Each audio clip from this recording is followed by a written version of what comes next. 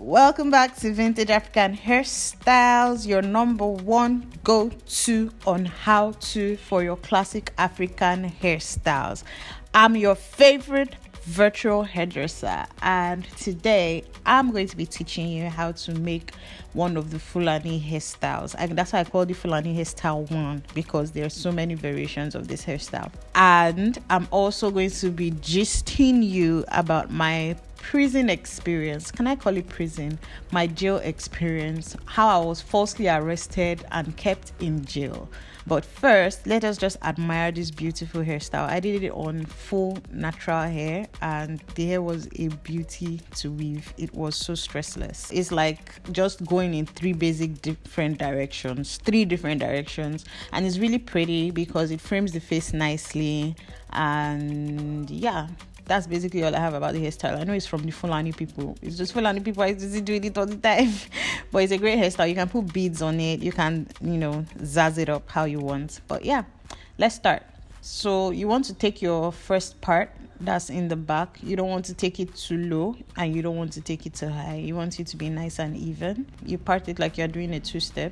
Make sure your lines are straight. As you can see, I'm trying to straighten up the lines as I do it. And when you're doing natural hair, you have to be careful because natural hair is very stretchy.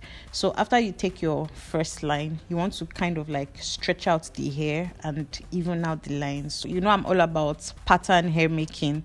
You take your first line from the middle, and then you draw your first pattern from there, your first weave. You draw it out how you want it to go. Guys, today's gist is like super hot. I can't even lie. Even me, when I remembered, I think I basically blanked out this memory. The mind has a way of kind of like protecting you from memory. So this used to be a very painful memory, but now that I remembered it and I thought about it, I'm like, wow, it's pretty hilarious now. Years later now, I can laugh about it, but back then it wasn't funny, man. It was not funny. I can't make this thing up. This gist is pretty incredible. Like, even me, when I was thinking about it, I'm like, how did this happen to me? Is my life a movie that is going on? But yeah, as you can see, I've taken my first line, the pattern, and I'm following that pattern down. So all I'm doing basically now is an all back. I'm just taking it all to the back. So I think based on this, I can start the beginning of the gist. I think I was in my second year in university. I wasn't even 18 yet here. I was still 17-ish. I wasn't even a full adult yet, because I know that one of the things I was thinking of in my mind is like, these people are holding me illegally. I am a juvenile.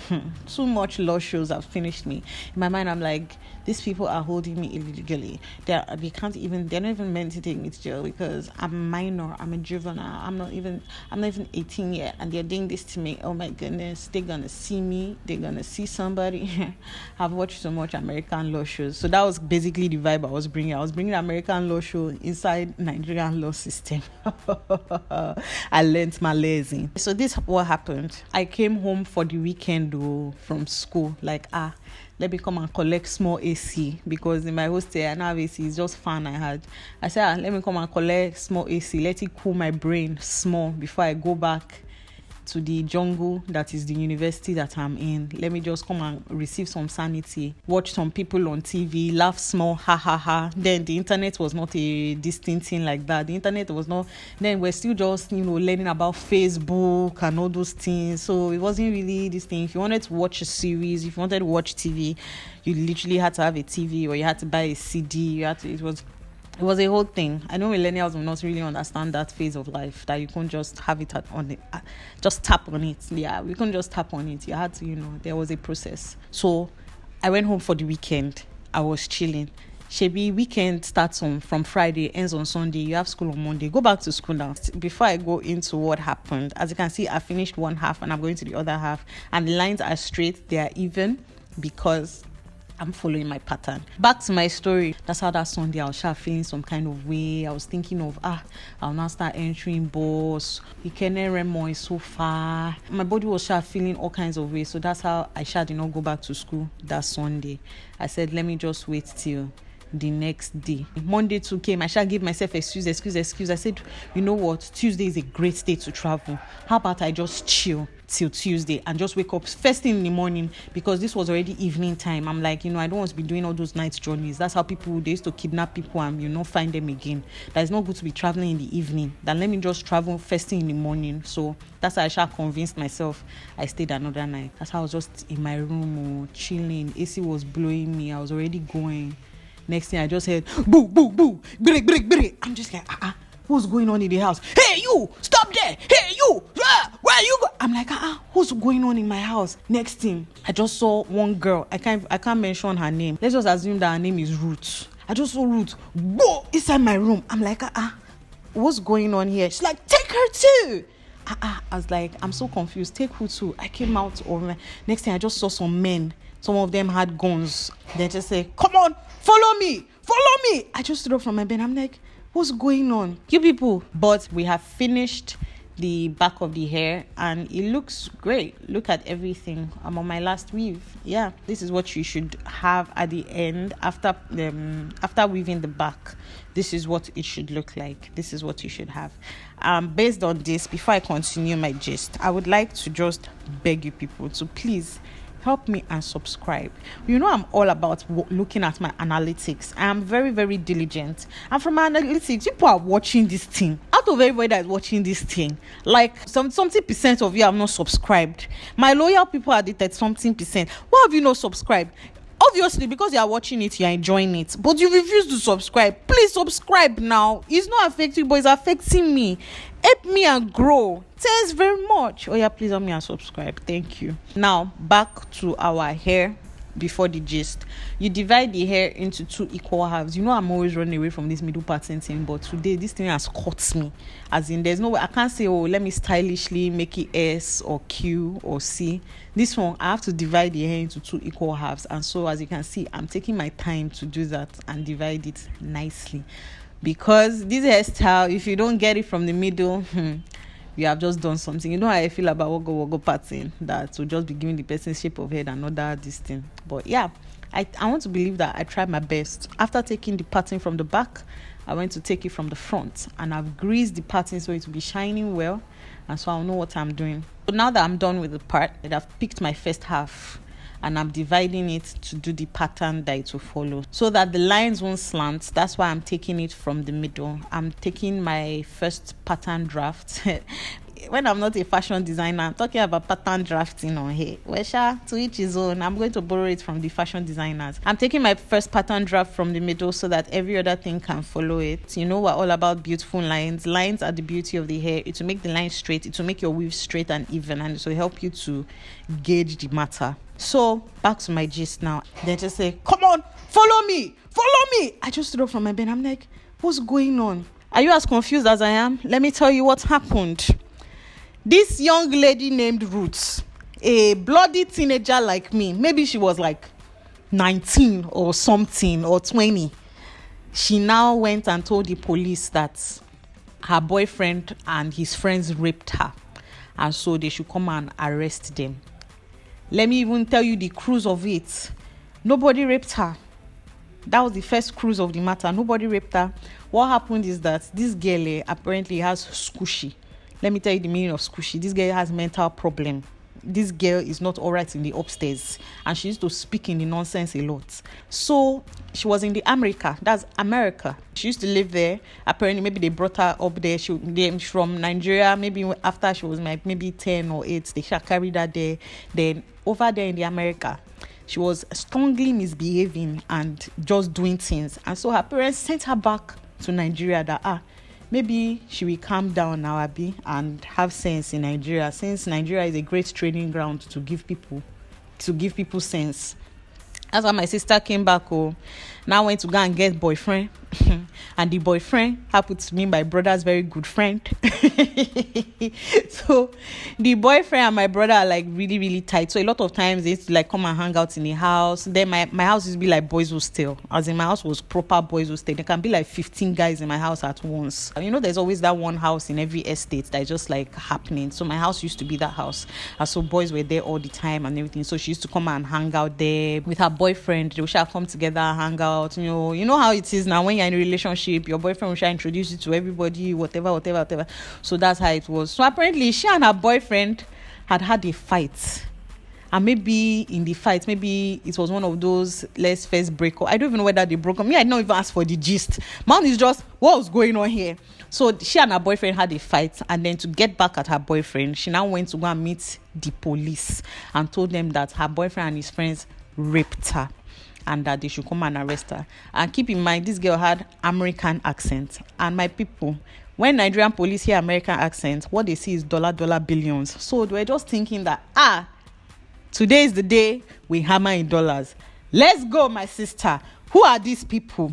Let's go and meet them. They came or appeared in their 2 cars, their 2 wheelbarrow cars, and came to come and raid. That's how people, because they were legit guys. I told you now, there are always guys in the house. So that's how they now started fishing people out from different places. Some people tried to climb on the roof. Some people tried to hide inside the borehole. They were fishing them out from wherever they went to go and hide. They pulled me out from my room. I'm like, okay, I'm like, what's going on here? She's like, take all of them. They all did it. They're all a part of it. They all raped me. They all made me. And then everybody that knows me knows that me and my glasses, we are one. Without my glasses, I'm just a blind somebody moving around. All I see are shapes and colors without my glasses. I'm not joking. I'm not even kidding you. All I see are shapes and colors without my glasses. So they had shipped me out with my glasses. They had, put me in the backyard of the house, and they were like, trying to gather all of us up that raped her. Please, people, help me and see, how can I possibly rape her? This girl, not only was she like times 10 my size, I'm not joking. This girl was legit times 10 my size and big and strong. This human being that is like 10 times my size, thick, only muscle, but thickness here, now said I'm me, smalling me, that they should carry me to that. I'm part of the people that raped her. I was so confused. I'm like, Ruth, what is going on? What is happening here? She just faced me. You asking me what's going on? You asking me what's going on? Bola! Hey, my people. I first saw blackness. I saw darkness. Then I saw stars. This girl gave me bloody slap. Oh, God. She gave me glasses breaking slap. As in, she pounded my face. That's what she did. She didn't give me slap on the side of my face. Like, she pounded my face like this. So, Shebi, I told you that this girl is very strong and very thick. The girl gave me wola on my face like this. Bam. Her full 5 palms. It's just that I cannot really show it. Her full 5 palms on my face. Palm my face. So, the thing just, broke my glasses, sent me to the floor, and sent me into darkness. My brothers and my sisters, it wasn't funny, man.